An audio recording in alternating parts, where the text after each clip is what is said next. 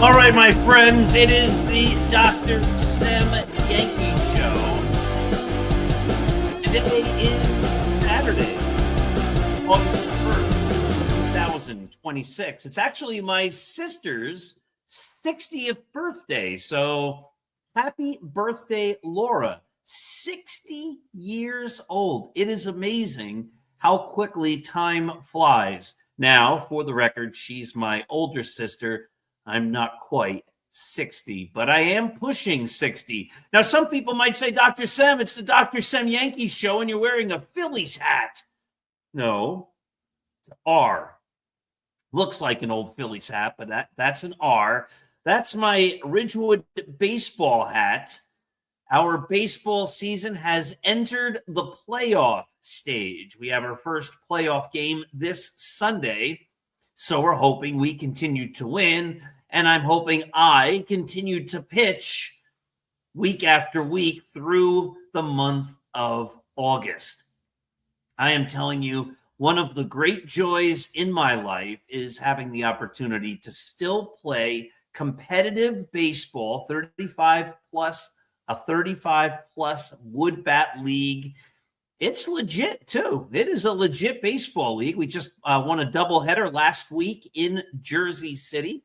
So that was good stuff. And before we forget, let's make today a great day. How do you make your day great? It's simple. You look around at the world, you notice the good. I'm looking outside right now. There's beautiful things. I see an American flag. I see green grass. I see beautiful trees and bushes. I see neighbors walking. It's a beautiful community. Life is good. There are great, great, great things around for me to appreciate. When you appreciate the good, you can't help but have a great day. But I know sometimes people say to me, they say, Dr. Sam, there is no good. I can't find any good in this world. There's nothing that is good. Well, to that I say baloney. But if you can't find anything good, go out and do something kind for someone else. Create your own good. Make kindness. Make goodness. And then there will be goodness and happiness and wonder for you to celebrate and share. Remember, when we give love, it comes back to us in greater amounts than we ever gave. Now, last week I promised that we might start opening this unopened box of baseball cards from the late 80s. So that is kind of fun. That's something to look forward to. In baseball, the Yankees on Wednesday and Thursday dropped extra inning games against the White Sox. The same Yankee problems exacerbate themselves over and over and over again, time after time after time. They just don't play good fundamental baseball. And if you don't believe that the problem for that lies with the way the team is structured, organized, and prepared, and that all of that falls on the shoulders of the manager, then you just don't know what you're talking about. Aaron Boone is the manager.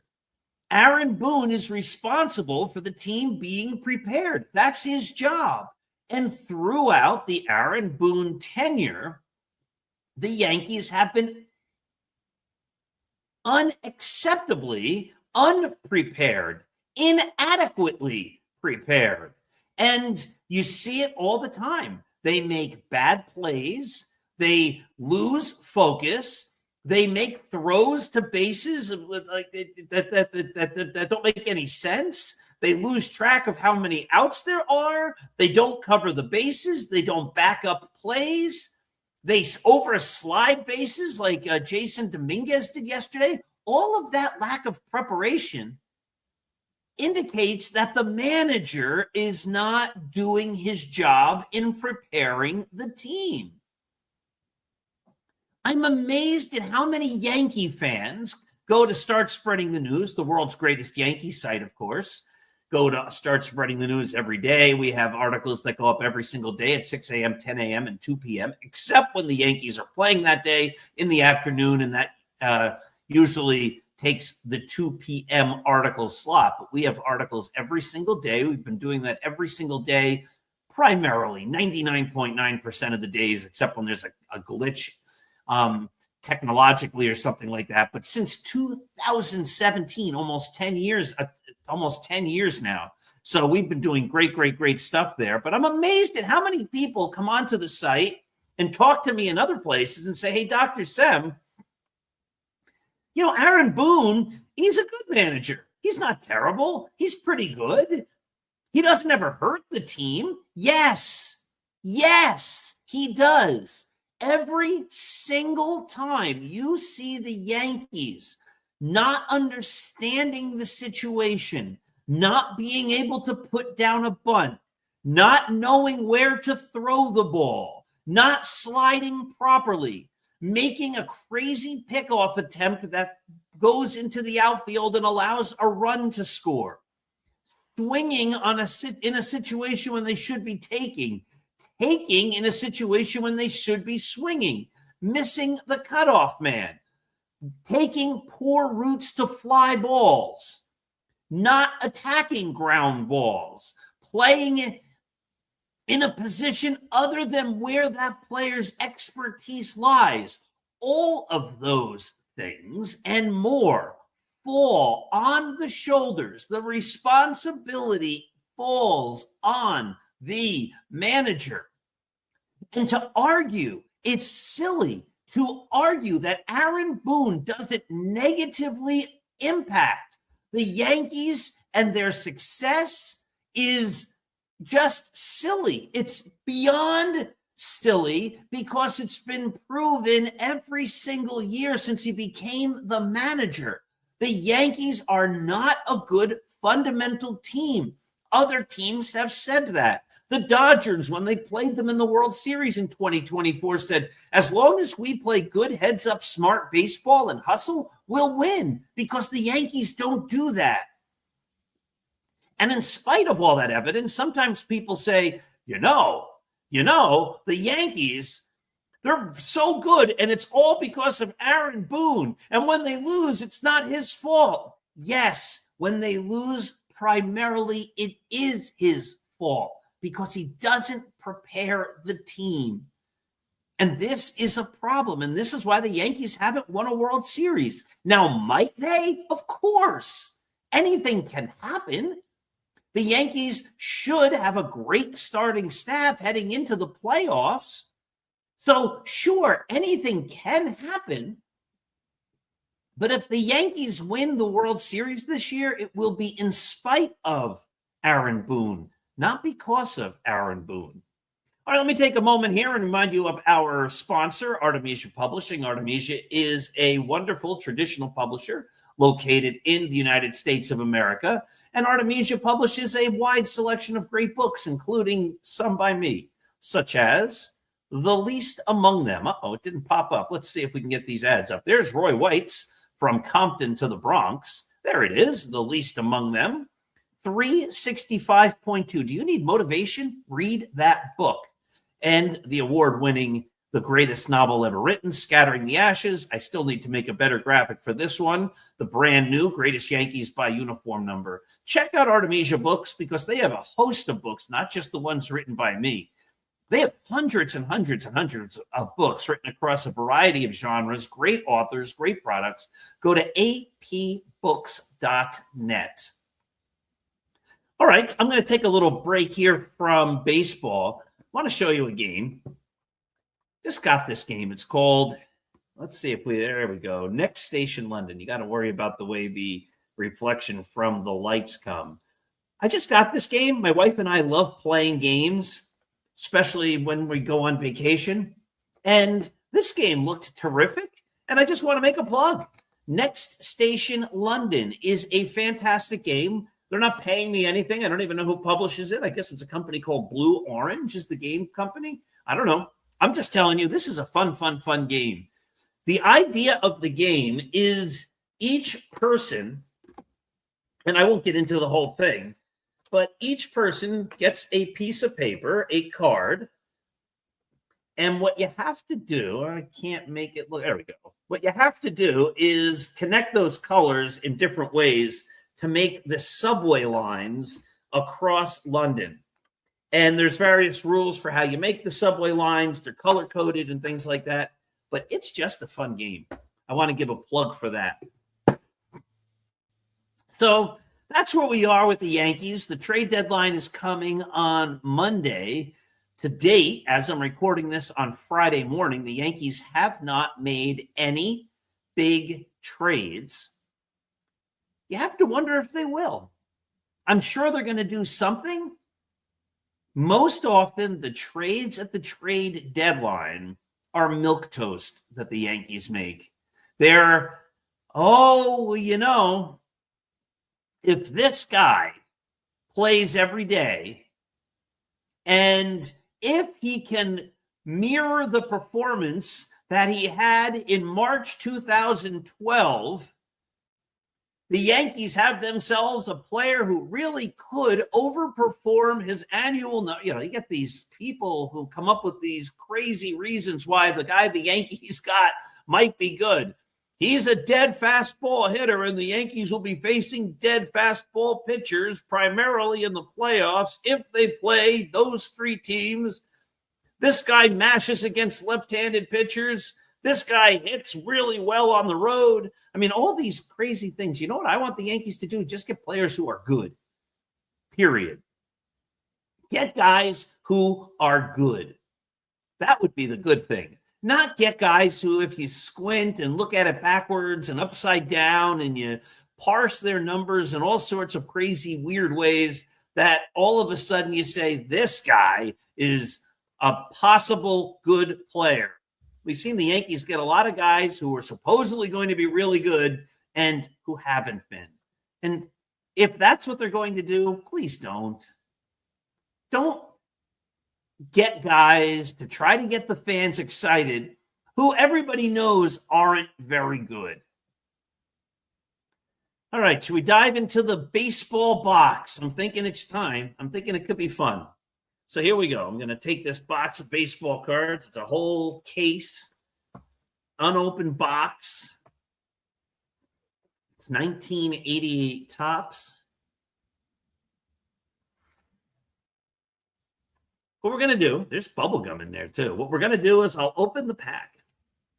And then as we see the players, what I hope you do is think about them. Maybe I'll take a random card and I'll see how well I know that player and his career. Probably not well all these years later. The gum is broken, but it's still there. And here we go. We have half backwards, half forward, and we'll start off. This is great because this is going to lead to some great discussion, I hope. The first guy,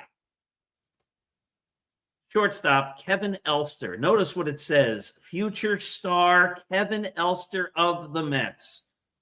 When Kevin Elster came up, he was supposed to be, the next great player. He can play major league shortstop now. He's going to be a terrific player. The Mets have a shortstop for the next 4 billion years. This guy's going to be terrific. Who does that sound like? Anthony Volpe, maybe? Who does it sound like today? George Lombard Jr.? Maybe one of those guys becomes great. But throughout baseball history, we have seen players like Kevin Elster who have been promised to be great who aren't great. Here's another interesting player, Jim Rice. Turn back the clock, 1978, Jim Rice. We had a lot of debates on Start Spreading the News about Jim Rice and Ron Guidry and the MVP in 1978. And there are fans that have this belief that the league is out to get the Yankees. Why? They never really explain. They just believe that the league is out to get the Yankees and that Yankees can't win major awards because the league is out to get them. And then when a Yankee wins an award, then they come up with excuses by saying, well, they didn't get enough votes.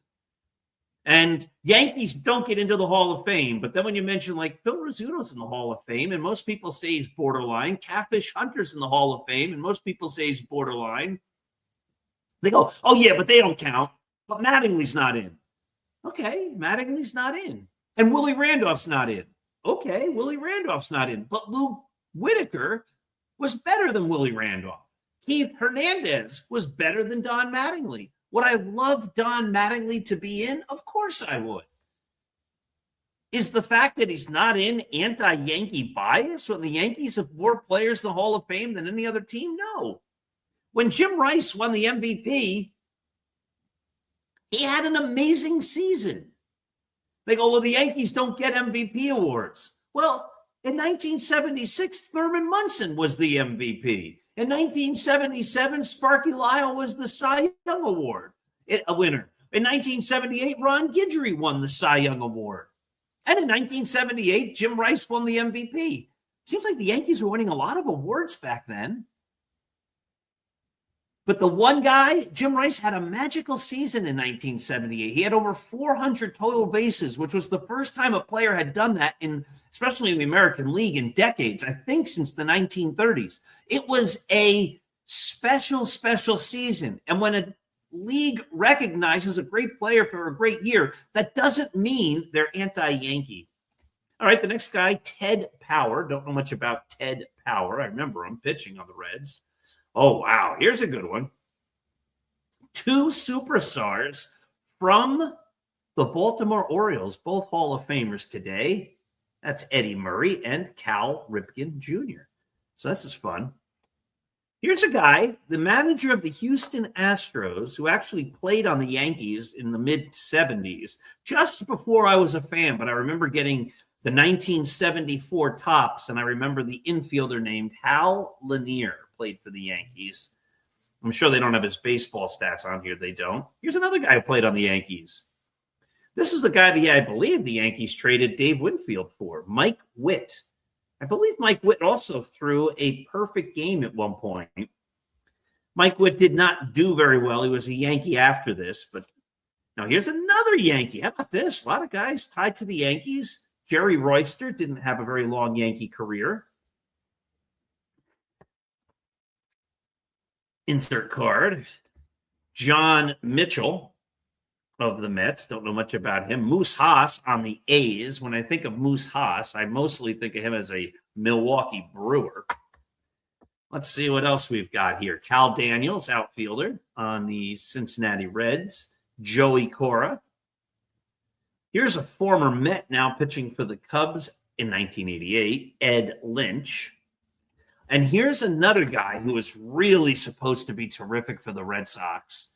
If you got this card in 1988, you put this one aside and said, this guy might just be a superstar for the Red Sox. He actually had a pretty good career, but it wasn't quite as good as everybody hoped. This is Ellis Burks. Johnny Grubb of the Tigers. And Willie Upshaw of the Blue Jays. Now, Willie Upshaw, when he came up, I think he was originally signed by the New York Yankees. And his career, let's see, Willie Upshaw always sort of reminded me of Fred McGriff, except Fred McGriff became a Hall of Famer. Willie Upshaw did not, but both came up, I believe, originally signed by the Yankees. Willie Upshaw, when he started off in the minor leagues, baseball reference, come on, you got to help me out here. He came up, with Oneonta, played with the Yankees in Oneonta, Fort Lauderdale, West Haven, Fort Lauderdale again, and then went to the Blue Jays. Was Willie Upshaw part of the trade that netted the Yankees where the Yankees got rid of Chris Chambliss and netted the Yankees Rick Cerone? Let's take a look at the transaction page. I believe that's the case. No, I'm wrong. He was actually drafted from the Yankees by the Blue Jays in the Rule 5 draft in 1977. So the Yankees drafted him, and then he went to the Blue Jays. Fred McGriff was also a left-handed hitting, slugging first baseman who went from the Yankees to the Blue Jays. He went in the Dale Murray trade, I believe. But good stuff. Good baseball history right there. And when you study baseball history and you take the time to research baseball history, you find out interesting things. Now, I'm also working on Volume 2 of West Point at Gettysburg. This is Volume 1. Volume 2 will come out hopefully within a year. This came out in late 2025. a book that is praised by none other than James McPherson, the greatest Civil War writer of our time. James McPherson wrote, Paul Semendinger has produced a unique volume that is a combination reference work, collective biography, and narrative of the Battle of Gettysburg. In all of these capacities, it will be of great value to anyone interested in the American Civil War, especially its biggest and most famous battle. High praise from a great, great historian and great, great writer. This is West Point at Gettysburg. Right now, I'm working on volume 2. Yes, you can see volume 1 is the alphabet, goes from A to G. Those are all the people whose names there. The book is arranged alphabetically. I'm now working on H. And I just finished writing about one of the great generals of the American Civil War, Winfield Scott Hancock. And Winfield Scott Hancock, of course, was a legend at Gettysburg after the great work that he did. He picked the high ground. And I finished writing that biography. Today, what I'm going to do is do a little editing. So what I do is I write the biography, and then most often I let it sit for a little while. I'll go back and I'll see if I feel I missed anything. And then the next guy, because we go alphabetically, is Martin Hardin. These are the guys who graduated West Point and then saw action on the battlefield at Gettysburg. About 150 different West Point graduates saw action on the battlefield at Gettysburg. And the next guy is going to be Martin Hardin, who I had never heard of. Martin Hardin eventually becomes a general in the United States Army and one of the last living members of the Battle of Gettysburg. And yet, he's really obscure, a forgotten great general who won a number, I think 4 different brevets on the battlefield of promotions. He was in almost every single battle, and he lost his arm defending a supply train or something like that. I just started learning about him, so I have a lot more to learn. But really a fascinating, fascinating guy, and that's part of the fun of research. And that's part of the fun about finding about Willie Upshaw. I'm thinking, here's a guy who was a Yankee, went to the Blue Jays. My timing was off because that trade with Chris Chambliss and Rick Cerrone was after the 1979 season. And Willie Upshaw went to the Blue Jays, it looks like, in 1977. So I was off by a couple years. But I wouldn't have known that unless I took the time to research. And that's the fun of doing all that. So next week, when you see me, the fun will be that maybe we'll open up another pack, maybe even 2. But hopefully at that point, we have time to sit and digest and analyze the Yankee trade deadline acquisitions. And hopefully, again, we're saying that the Yankees picked up some great players, not some guys who, if you squint, look like they might be pretty good, but some great players. Because if the Yankees surround themselves with great players, they just might be able to be better and overcome, there's the telephone, any of the problems that could come from the fact that Aaron Boone is not a great manager. I'm going to end the show here with the phone ringing. Have yourselves a wonderful day. Thank you for watching.